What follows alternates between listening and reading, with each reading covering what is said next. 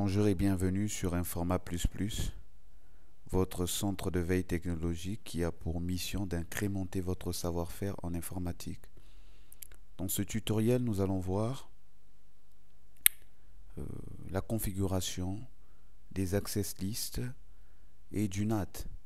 Nous allons voir comment les fournisseurs d'accès mettent en place un système pour interdire certaines adresses IP et autoriser d'autres adresses IP.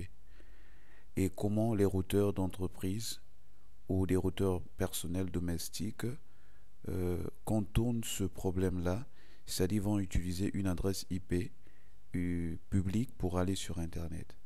Donc nous allons faire ce TP sur Packet Tracer, voilà, qui est un simulateur pour les équipements Cisco. Donc nous allons déjà mettre en place notre topologie, tous les équipements dont nous aurons besoin. Nous aurons besoin de deux routeurs. Un routeur qui va simuler l'entreprise et un autre routeur qui va représenter le fournisseur d'accès.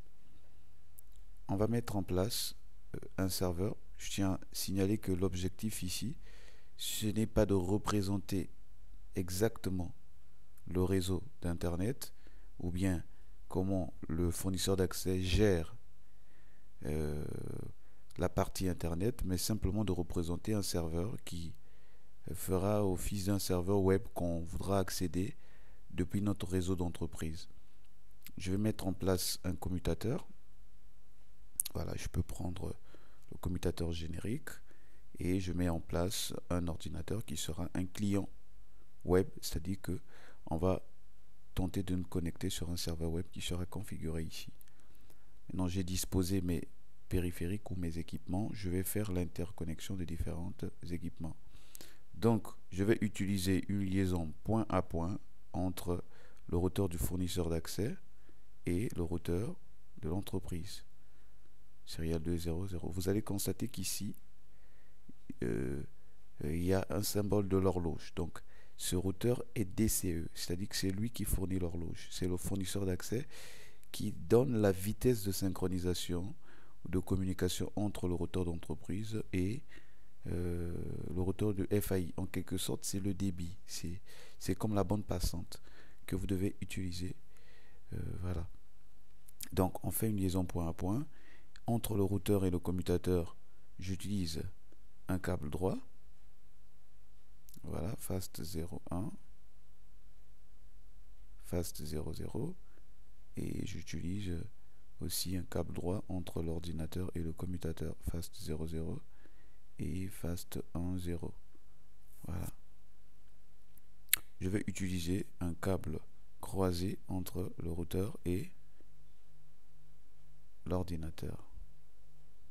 Voilà, fast 00. Je dispose mes équipements. Voici, la topologie a été faite. Je vais essayer de renommer les noms. Ici, on va l'appeler serveur web, donc souvent intitulé par 3W. Ici, on a le FAI. Je vais simplement mettre FAI. Ici, on a le routeur de l'entreprise. On peut dire un format PP. Et là, nous avons notre client. On peut l'appeler client. Ok. Donc, l'objectif, c'est de pouvoir configurer sur le premier commutateur des ACL, c'est-à-dire des listes de contrôle d'accès. ACL veut dire Access List Control. Liste de contrôle d'accès, c'est-à-dire on va définir du filtrage. On va faire un filtrage par rapport aux adresses qui vont arriver au niveau du fournisseur d'accès. On va par exemple dire des adresses de type privé, c'est-à-dire 192.168 ou bien 172.16 ou le 10, ainsi de suite, seront des adresses que tu ne dois pas accepter, tu ne devras pas laisser passer. Donc au niveau du FAI, nous allons configurer ce qu'on appelle des access lists. Je ne vais pas rentrer en détail par rapport aux access lists, mais je voudrais simplement vous dire qu'il existe deux types d'access lists, c'est-à-dire des access lists standards et les access lists étendues ou nommées. Donc avec des access lists standards, on applique des règles sur des réseaux ou des machines directement. Mais étendu va un peu plus dans les détails pour appliquer des règles, non pas sur une machine forcément, mais sur des ports ou sur des services sur ces machines-là. On peut par exemple avec des access list étendus interdire un service sur une machine et autoriser un autre service sur la même machine. Voilà, donc nous allons configurer les ACL ici. Et sur l'autre commutateur, nous aurons à configurer le NAT. Voilà, le NAT qui veut dire Network Address, en anglais Translation. Donc, à quoi sert le NAT? Le NAT, en quelque sorte, nous sert à faire la translation d'adresse IP privée en adresse IP publique, de sorte que des ordinateurs qui sont derrière le réseau d'entreprise partent sur Internet. Donc le NAT est une solution qui a été mise en place pour éviter la pénurie d'adresses IP. C'est l'une des solutions qui a été utilisée pour éviter l'épuisement rapide de l'adressage IP V4. Donc on a voulu mettre une solution qui allait faire en sorte qu'un groupe d'ordinateurs, pour aller sur Internet, ils n'utiliseront que une adresse IP publique. Voilà. Donc le NAT assure aussi une fonction de sécurité dans le sens où les ordinateurs qui se connectent sur Internet utilisent une adresse IP publique. Donc ce qui fait que sur Internet, on ne sait pas exactement quel est l'ordinateur qui a fait la demande. Donc ici, nous allons configurer le NAT pour que les ordinateurs qui utilisent des adresses IP privées partent sur Internet. Donc, nous allons prendre l'exemple d'un réseau privé ici. On va dire par exemple que on aura le 192.168.0.0 sur 24. Voilà. Et du côté d'Internet, nous pourrons avoir une adresse IP publique. Par exemple, je peux dire 173, c'est juste à titre d'exemple, .17.0.254. Voilà, ça c'est l'adresse IP du serveur. Donc, si on veut ajouter, on veut mettre en place l'adresse réseau, on peut prendre un masque sur 24. Donc, ce qui sera égal à 173.0.173.17, excusez-moi, .0.0 sur 24. Et là, l'interface de ce routeur sera le 0.1 par exemple. Donc je peux simplement copier cette adresse et modifier l'adresse ici en mettant 1. Voilà, sur cette interface, j'ai cette adresse IP. Et la liaison point à point aussi, d'accord, a besoin d'une adresse réseau parce que ces deux routeurs, pour pouvoir communiquer, eh bien, ont besoin des adresses IP sur ce réseau-là. Donc, je vais par exemple utiliser le 193, par exemple, 167.24, c'est juste à titre exemple, point 0. J'utilise un masque sur 30. Pourquoi sur 30? Simplement pour n'avoir que deux adresses IP attribuables dans ce réseau. Donc pour éviter un gaspillage d'adresses. Les masques sur 30, ça veut dire qu'on n'aura que deux machines qui auront besoin d'adresses IP sur ce réseau-là. Donc on peut comprendre qu'on aura le 1 ici et le 2 ici. Le 3 va correspondre à l'adresse de diffusion dans ce sous-réseau-là. Donc généralement les liaisons point à point, je vous conseillerais que lorsque vous faites des TP, pour des liaisons point à point, vous devez utiliser un masque sur 30 parce qu'on sait que ici on n'a que deux ordinateurs ou deux équipements qui ont besoin d'adresse IP. Inutile d'utiliser un masque sur 16 ou sur 24 ou sur 8. Voilà, sur 30, c'est largement suffisant. Donc, nous pourrons donc avoir sur nos deux interfaces ici, là j'ai peut-être le 24.2, voilà. Je vais mettre l'adresse complète 193.167.24.2. Voilà. L'adresse est là. Et ici, je donne le point 1.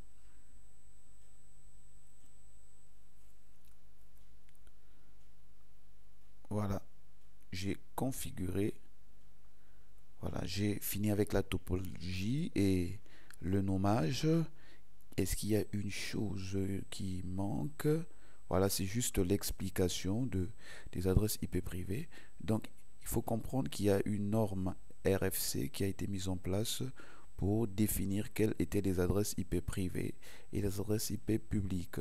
Lorsqu'on parle d'adresses IP privées, ce sont des adresses IP qui vont être utilisées au sein d'une organisation, au sein d'une entreprise. C'est-à-dire que ces adresses n'ont pas de sens sur Internet. Elles sont utilisées pour une gestion interne des machines. Donc, par exemple, pour la classe A, on a défini euh, voilà les adresses qui ressemblent à tout ce qui commence 10.0.0.0 à 10.255.255.255 sont des adresses qui ne doivent pas être routables, c'est-à-dire qu'on ne peut pas retrouver sur une machine sur Internet qui porte cette adresse IP. Dans un réseau local, ok, mais sur Internet, non. Et pour la classe B, bon, là, on ne parle vraiment pas de notion de classe, mais bon, pour la classe B, on va dire toute adresse qui commence entre 172.16.0.0 jusqu'à 172.32.255.255. Ce genre d'adresse-là, comprise dans cet intervalle, ne peuvent pas être routables. On ne peut pas trouver une machine sur Internet, on ne doit pas trouver une machine sur Internet qui porte une adresse comprise dans cet intervalle. Et nous avons enfin la classe C qui, on dit une machine qui fait partie de l'intervalle 168.0.0 à, on peut dire 192.168.255.255, eh bien, ce sont des adresses IP privées non routables. Adresse IP privée. Vous pouvez constater que selon la taille du réseau, on va choisir une plage qui s'adapte le mieux aux besoins des machines.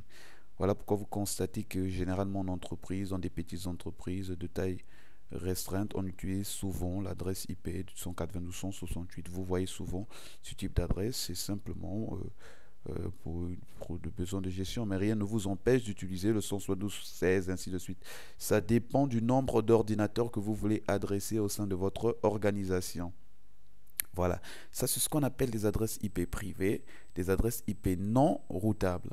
Donc ce sont ces adresses IP que nous allons interdire au niveau du FAI. Donc nous allons configurer une liste d'accès qui va dire quand tu verras des adresses IP compris dans ces intervalles, eh bien tu les détruis. Ou quand tu verras des paquets qui possèdent des adresses IP compris dans ces intervalles, eh bien tu ne les laisses pas passer, tu les détruis.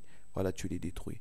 Maintenant, nous n'allons pas nous empêcher de donner des adresses IP privées à nos machines ici. Sauf que on va demander à notre routeur d'être un peu plus intelligent. On lui dira que quand tu vas recevoir des paquets de ce réseau-là, d'accord, portant des adresses IP privées, eh bien, tu changes leur adresse IP privée, tu mettras ton adresse IP publique. Donc, tout ce qui n'est pas compris dans cet intervalle est une adresse IP publique, c'est-à-dire routable, capable de se balader sur Internet. Et cette adresse IP publique, vous l'achetez, d'accord, auprès de votre fournisseur d'accès Internet. Lorsque vous souscrivez un abonnement auprès d'un FAI, eh bien, il vous délivre une adresse IP publique. Bon, il existe deux types d'adresses. Vous avez des adresses IP publiques dynamiques, d'accord, et des adresses IP dynamiques fixes. Ça dépend de l'abonnement. Pour une entreprise qui a besoin des accès sur Internet, elle va acheter une IP fixe. C'est-à-dire que cette adresse ne va pas changer.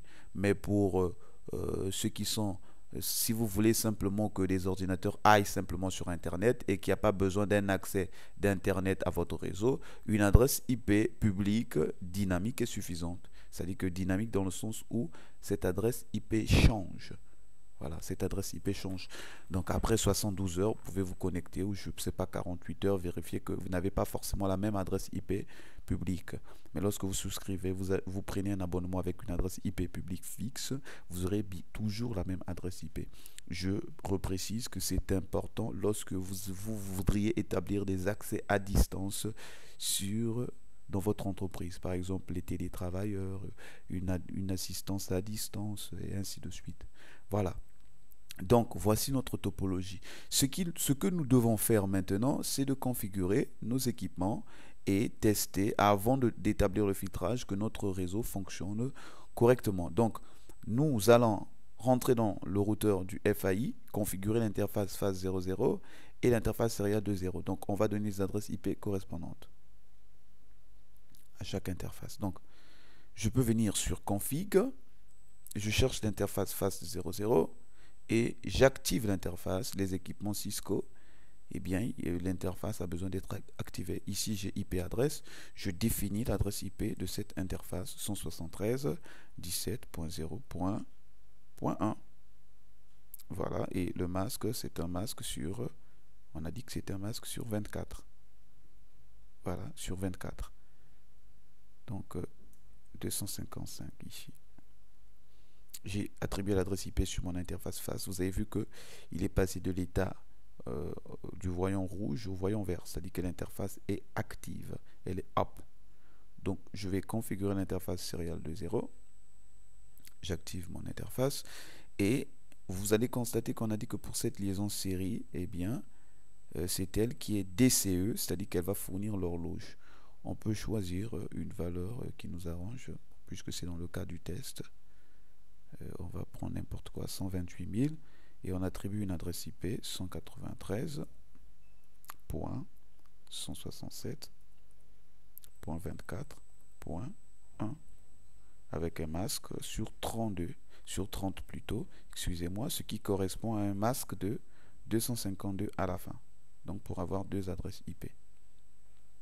Voilà, j'ai configuré mes deux interfaces. Vous constatez que la liaison est toujours down. Pourquoi? Parce que, eh bien, lorsqu'on utilise une liaison série, il faudrait que les deux interfaces soient up.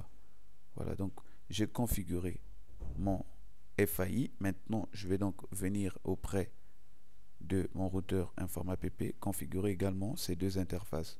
Donc, je vais sur la liaison serial 2.0 et j'active. Bon, ici, le clock rate n'a pas d'importance parce que ce routeur est DTE. On a déjà défini le premier routeur comme étant DCE, c'est-à-dire que c'est lui qui fournit l'horloge. Le deuxième n'est qu'un client. Voilà. Le deuxième n'est qu'un client et donc l'horloge n'a pas de signification. Donc, je définis ici l'adresse IP. Donc, 193.167.24.2. Voilà, on a dit qu'un masque sur 30, ce qui correspond à 252 en décimale. Voilà, vous constatez que l'interface est active. On va donc configurer le FAST 00. On active notre interface. J'attribue l'adresse IP. Elle correspond à 192.168.0.1 par exemple. Et le masque, c'est sur 24. Parce que généralement, dans un réseau d'entreprise, on a un ensemble de machines connectées. Donc voilà, j'ai configuré mes deux routeurs. Je peux donc configurer également mes ordinateurs. Desktop, IP configuration. L'adresse IP statique 192.168.0.10. Je lui donne la partie de 10. Je précise la passerelle par défaut pour permettre à cet ordinateur de communiquer avec des machines qui ne se trouvent pas sur le même réseau que lui. 192.168.0, on avait dit 1. Donc, ce qui est passerelle pour cette machine est adresse IP du routeur. DNS, pour l'instant, on n'en a pas besoin. Donc, je réduis et je peux tester la connectivité. Donc, je vérifie déjà l'adresse IP, ipconfig, voilà, il a le 0.10. Je peux tester la connectivité avec la passerelle. Est-ce qu'il arrive à joindre la passerelle? Oui, la réponse est positive. Je configure également mon serveur web en commençant par lui attribuer une adresse IP. Voilà, le 173.17.0.254 avec un masque sur 24. Voilà, 255. La passerelle de mon serveur 17.0.1. Voilà, donc le DNS, on n'en a pas besoin. Je peux faire le test. je vérifie l'adresse IP, c'est correct. Je fais le test avec le FAI, donc 173.17.0.1. Voilà, je constate que le serveur arrive à communiquer avec mon FAI. Je configure également le serveur HTTP. Voilà, il est déjà actif. Je peux m'amuser simplement à enlever, au lieu de mettre Cisco Packet Tracer, je dis un format plus. Et là, petite description, incrémenter votre savoir-faire en informatique. Voilà, c'est suffisant.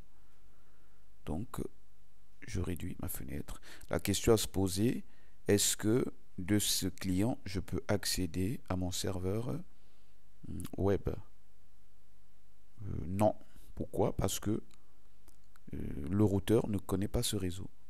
Le routeur connaît les réseaux qui sont directement connectés à lui, mais il ne connaît pas ce réseau-là. Donc, vous voyez que c'est pratiquement un TP assez complet. Pourquoi? Parce qu'on a introduit aussi le routage. Comme je n'aime pas trop sauter des choses, je voudrais bien que ceux qui me suivent comprennent. Donc, nous allons configurer, on peut configurer le protocole de routage ou faire du routage statique. Donc, je vais essayer de cet ordinateur de faire un ping sur l'interface, l'autre interface du routeur InformaPP. Vous avez vu qu'il a fait le ping sur cette interface, il y a un résultat, mais on va tester sur cette interface là pour voir s'il y a un résultat. Ping 193.167.24.2.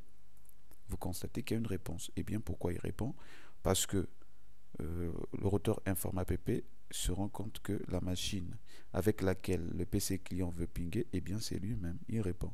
Mais est-ce que ça veut dire que PC client peut maintenant communiquer sur ce réseau, mais sur cette interface, c'est-à-dire le 24.1. 24.1, on constate qu'il n'y a pas de réponse. Au fait, pourquoi? Parce que le routeur ne connaît pas le chemin pour atteindre cette machine-là. D'accord?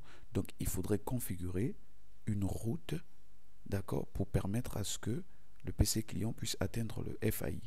Nous allons donc définir une route statique par défaut. Et c'est ce qu'il y a généralement en réalité, c'est que les routeurs d'entreprise ou que nous avons à la maison ont des routes statiques par défaut qui permettent de passer la main au FAI parce que c'est le FAI qui connaît les autres réseaux sur Internet. Donc, on va entrer au niveau du routeur InformaPP en mode ligne de commande. Nous allons configurer une route par défaut. Voilà, pour configurer une route par défaut, on doit être en mode de configuration globale. IP route, on dit 0. Donc, 00, c'est pour ajouter une route par défaut, quel que soit le réseau, c'est-à-dire quel que soit le réseau, quel que soit le masque, eh bien, tu passeras la main à qui? Donc, on est sur le routeur InformaPP. Eh bien, quand tu vas vouloir communiquer avec une machine dont tu ne connais pas le réseau, d'accord? Ou bien, non, c'est le routeur qui se pose la question. Lorsque on va t'interroger pour un réseau qui ne figure pas dans ta table de routage, c'est ce que ça veut dire, eh bien, tu passeras la main à qui? Au 193.167.24.1. Voilà. Entrée. J'ai créé dans ma table, j'ai ajouté dans ma table une route statique. Je peux la vérifier avec la commande show IP route pour voir ma table de routage. Je constate que j'ai une route qui est symbolisée par le S étoile. S pour statique, étoile pour par défaut. Donc, voici la route par défaut qui a été ajoutée. Maintenant, tous les paquets du PC client peuvent traverser le routeur, arriver au niveau du FAI. La question qu'on peut se poser, est-ce que le FAI, lui, pourra répondre? Le FAI, le paquet en provenance du client, pourra arriver au niveau du FAI, mais quand le FAI va vouloir répondre, il va voir quel est le réseau de destination, c'est le 00. Il va se rendre compte que le 00 ne figure pas dans sa table de routage et il n'a même pas un chemin pour pouvoir l'aider à trouver ce réseau-là. Donc, le paquet va échouer. Ce qu'il faut faire, c'est d'ajouter le réseau 192.168.0.0 dans la table de routage du routeur FAI. Nous allons donc configurer notre routeur FAI. Donc, excite, non, mais voilà, c'est dans le mode configuration globale, on met IP route. Cette fois-ci, nous n'allons pas mettre une route par défaut parce que un fournisseur d'accès peut avoir plusieurs clients qui sont connectés à lui. Il ne va pas mettre le 000 pour dire que quand je ne connais pas, je vais toujours rediriger. C'est vrai qu'il peut avoir une route par défaut, mais c'est du côté externe, du côté d'Internet. Mais pour les clients, il ne peut pas définir une route par défaut. Voilà, donc IP route, on précise le réseau. 0.0 sans masque, voilà, parce que le masque permet de déterminer le réseau. Voilà, 255.255.255.0. Eh bien, tu passes, puisque nous sommes sur les FAI, tu passeras la main. Pour atteindre ce réseau, eh bien, tu devras passer la main à qui? À 193.167.24.2. Voilà. Maintenant, mon routage a été effectué.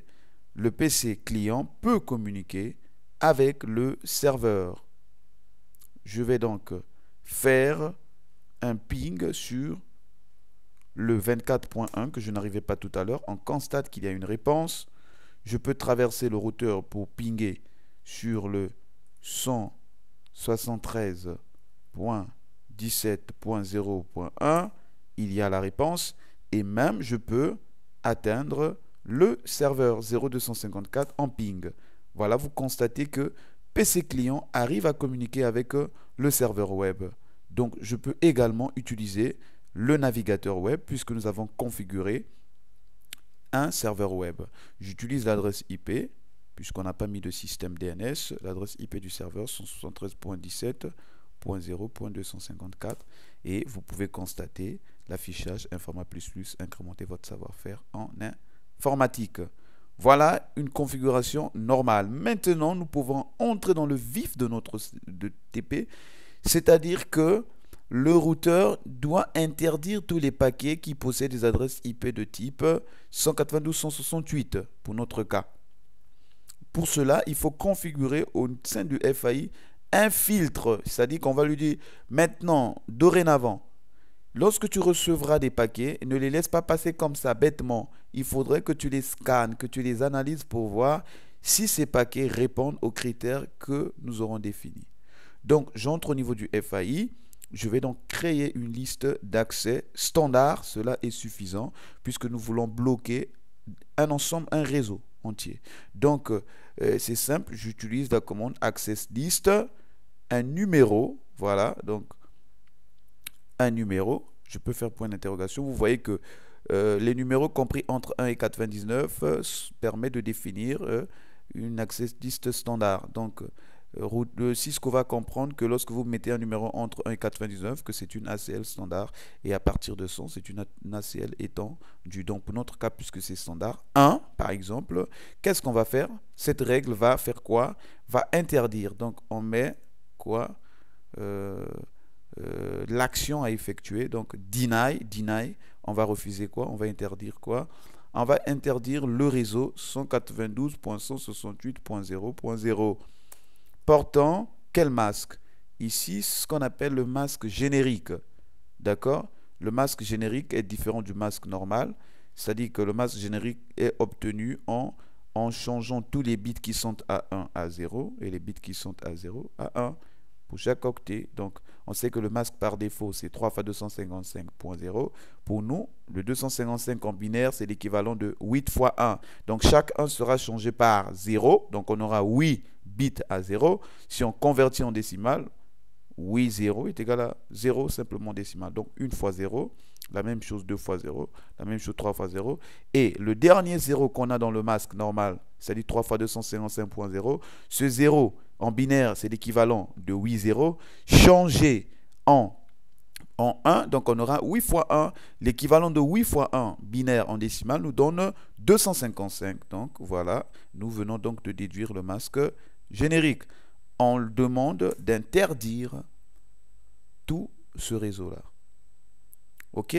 On peut ajouter pour la même règle le réseau 172. Ce que vous voulez, pour la classe B, ainsi de suite. Donc, vous pouvez ajouter pour les trois. Comme ça, si il utilise par exemple une adresse de classe B ou de classe A, eh bien, le routeur pourra toujours bloquer. Donc, pour l'instant, pour ne pas nous attarder, la première règle est suffisante. C'est juste pour vous montrer comment on peut bloquer cela. Donc, voilà. J'ai dit, la règle doit interdire le réseau 192.168 et cette même liste d'accès doit permettre le reste. Sinon, on aura, il ne pourra pas accepter les autres adresses. Donc, je mets access list 1, permit any, n'importe quoi qui soit différent de ceci. Donc, on suppose que vous avez ajouté les listes pour les différents réseaux des différentes classes. Permit any. Maintenant, je dois préciser à mon routeur, à mon FAI, cette règle va s'appliquer où? Est-ce à l'entrée de cette interface? Est-ce à la sortie? Sur quelle interface? Donc, on va lui dire, tu appliques la règle sur les trafics entrant sur l'interface Serial 2.0. C'est à Serial 2.0 que tu devras appliquer cette règle-là. Donc, je vais entrer dans l'interface Serial 2.0. Voilà, je lui dis que c'est sur cette interface IP Access Group. Tu vas appliquer la liste d'accès qu'on a créée, le numéro de la liste d'accès qui était 1. Je dis, eh bien, tu l'appliques à l'entrée. Donc, sur l'interface S2.0, quand tu vas recevoir les paquets ici, en in, eh bien, tu détruis. Tu mets deny. Entrée, c'est tout ce qu'on peut faire. Donc, notre ACL est fonctionnel. Nous allons refaire le test à partir de PC client. Est-ce qu'il peut toujours atteindre le...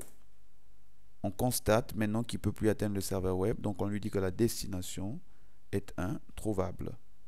Mais cependant, le routeur, on va essayer de faire un ping sur le serveur et on verra que le routeur peut communiquer avec le serveur web. Ping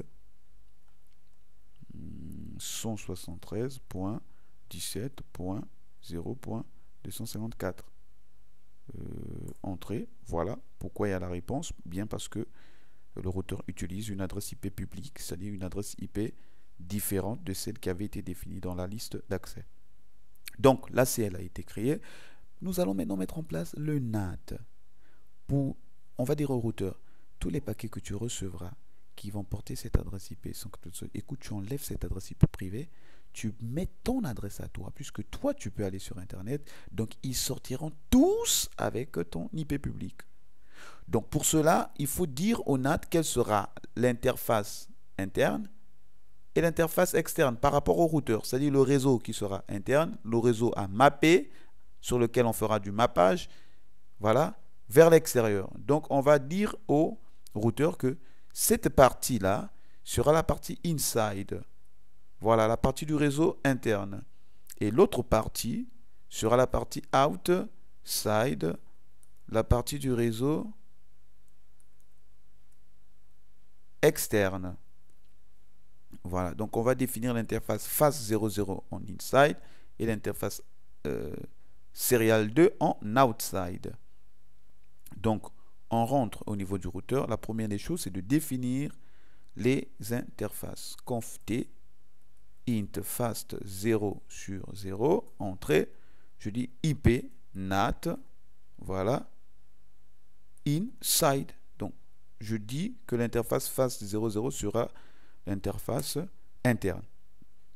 J'entre dans l'interface serial 2.0. Voilà.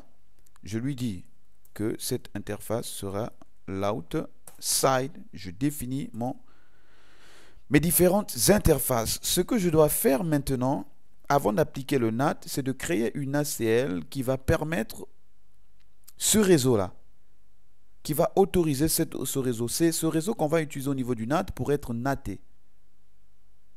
Donc, vous allez le comprendre. C'est-à-dire que quand je veux dire, je vais appliquer le NAT, je dis, tu vas faire le NAT pour quoi? Pour un réseau. Eh bien, ce réseau doit être créé dans une liste d'accès. Donc, je dis access list standard aussi, c'est suffisant. Je peux utiliser le même numéro, peu importe, hein, compris entre 1 et 99. Access list 1, cette fois-ci, je mets permit au lieu de deny que j'ai mis au niveau du FAI. Permit le 192.168.0.0. avec un masque générique. Voilà, 255. Entrée. Et je crée, j'ajoute au niveau de ma liste d'accès, je dis deny, d'accord, any. Donc tu vas simplement autoriser cette liste d'accès. C'est celle qui va être natée. J'ai créé ma liste d'accès. Je n'ai pas besoin ici de préciser l'interface où la règle va s'appliquer. Non, on a créé la liste pour prendre cette liste pour la natter. Voilà, maintenant nous pouvons configurer notre NAT, c'est IPNAT. Donc, IPNAT, point d'interrogation, inside. Donc on va définir la liste interne, d'accord, les adresses qui seront les adresses internes que nous allons natter, IPNAT inside. Voilà, on cherche la source. La source, c'est-à-dire que l'adresse que tu vas récupérer, les adresses que tu vas récupérer pour natter, eh bien ces adresses seront une liste, d'accord, c'est une liste qui a le numéro 1. Ce qu'on a créé là, liste 1, point d'interrogation, je dis, je ne veux pas prendre pool, non, je lui dis interface. Voilà, tu vas natter la liste 1 sur l'interface S2, voilà 0. À la sortie, tu vas appliquer le NAT du réseau que je te définis à la sortie sur l'interface serial 2.0, c'est l'interface de sortie. Et qu'est-ce que tu vas faire sur cette interface? Eh bien, tu vas faire le overload, ce qui veut dire la surcharge. C'est-à-dire que tu utiliseras la même adresse IP pour les connexions de tous ces ordinateurs, tous les ordinateurs qui feront la demande. Sauf qu'à chaque connexion, tu vas générer un numéro de port différent pour distinguer les communications de chaque ordinateur.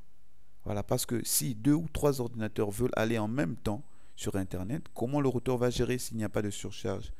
Il devra mettre les autres en attente le temps que le premier qui est demandé aille sur Internet et revienne. Or que là, on risque d'avoir des files d'attente énormes, des délais de latence élevés, des latences élevées, ainsi de suite. Donc, grâce à l'overload, plusieurs machines peuvent aller simultanément sur Internet.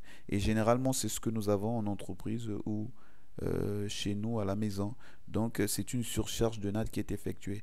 C'est-à-dire que nous sortons tous avec la même adresse IP publique, mais nous n'avons pas les mêmes numéros de port. C'est grâce à ce numéro de port que le routeur arrive à enlever au retour, à enlever l'adresse IP publique et à rediriger le paquet vers la bonne source ou l'ordinateur qui avait initié la demande au départ. Donc, overload, entrée.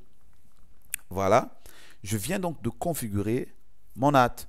Je peux activer le mode de débogage pour voir les différentes translations, comment elles se font. Donc, si je fais show IP NAT pour visualiser translation, je constate qu'il n'y a encore aucune translation. Je vais faire debug IP NAT. Donc, j'active le mode débogage du NAT pour visualiser à quel moment il y a du NAT. Maintenant, le PC client qui n'arrivait pas à aller sur Internet, on va refaire le ping pour voir ce qui se passe. Eh bien, qu'est-ce que vous constatez? Maintenant, il y a une réponse.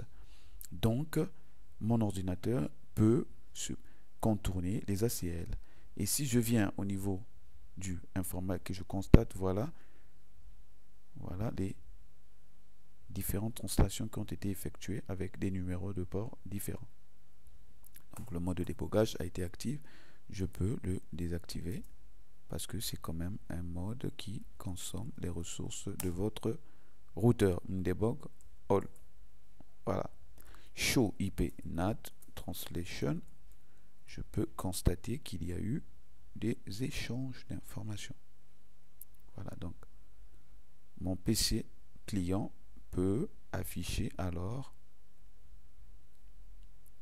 la page web son 73.17.0.254.